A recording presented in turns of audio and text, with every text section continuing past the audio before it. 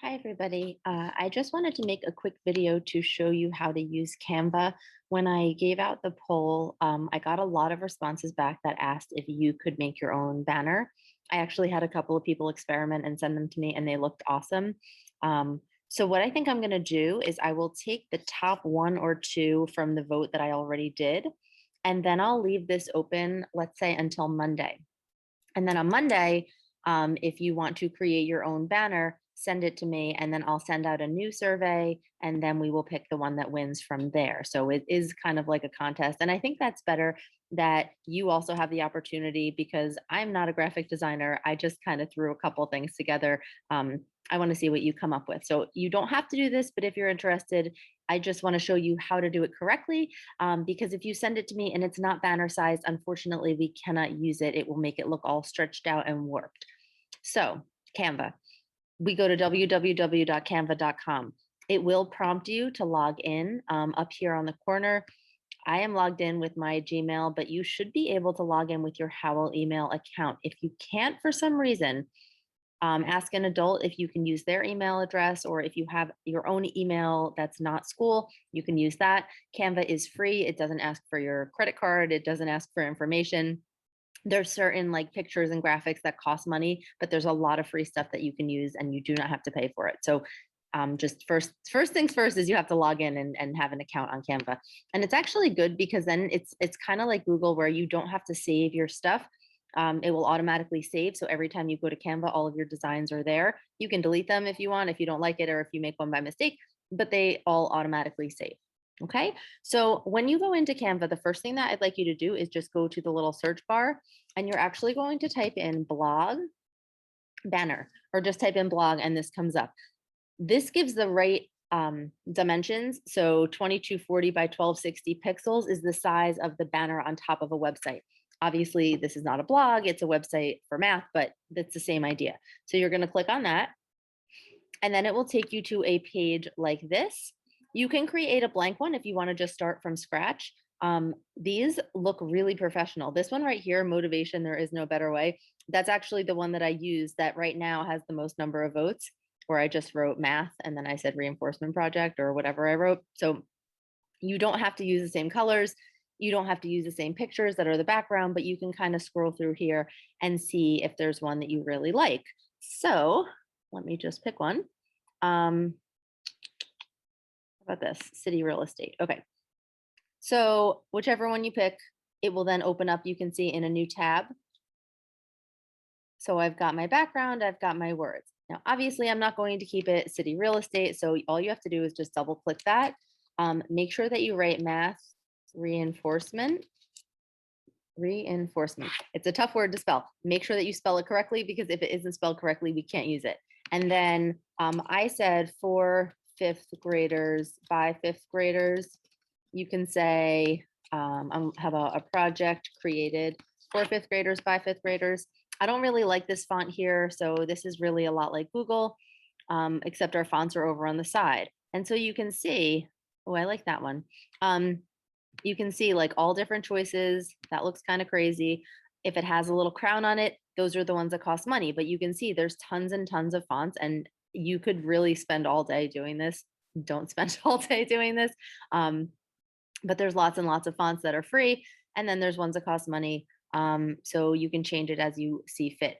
Sometimes you'll find that things are all grouped together like this, like all of these things are grouped. So if you click ungroup, that means then I can take each one of these and move them separately. So that's something if you're using a template you might run into.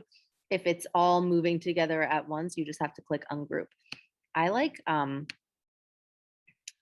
when I like the cursive kind of fonts underneath the print, but that one doesn't really look good. Well, it's all caps, so I guess it doesn't really matter. I'm just going to keep it as it is for now.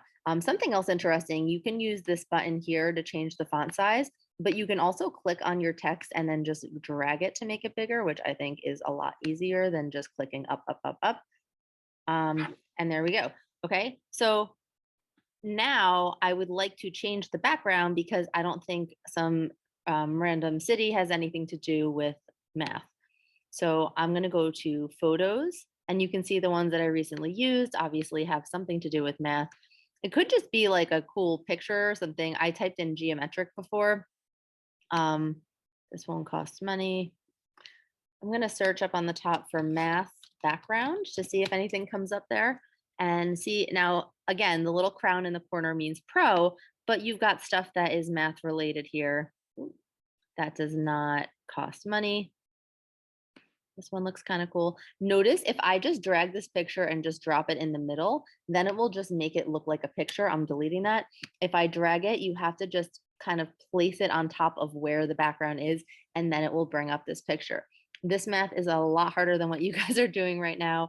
I don't know if I like that one, but you really could spend like all day sitting here and picking out a different background and do all this stuff. But these are the kind of choices that I find hard to make. So I'm glad that you guys want to make some projects yourselves.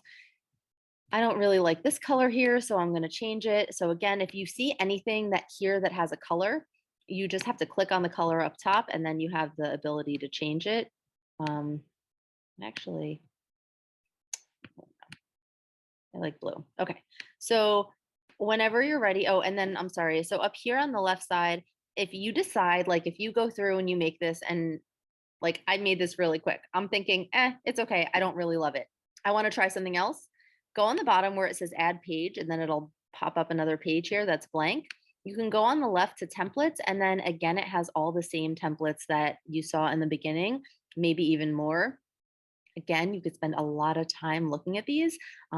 You could search for something specific. You could just kind of browse through them. You could just start here and use these things and just make your own. That's fine too. Videos and audio will not work on a banner. So don't waste your time making a big video. Like it might look cool. If you want to try it, go for it, but it's not going to do anything for this purpose. It's just kind of something you could try. So say I just want to try something different, you can just click on the one that you want to do instead and go from there. Actually, this one is kind of cool because I like how it's in a circle. But so on this one, notice, see, so I spelled it wrong. I told you to spell it right and I spelled it wrong. Reinforcement.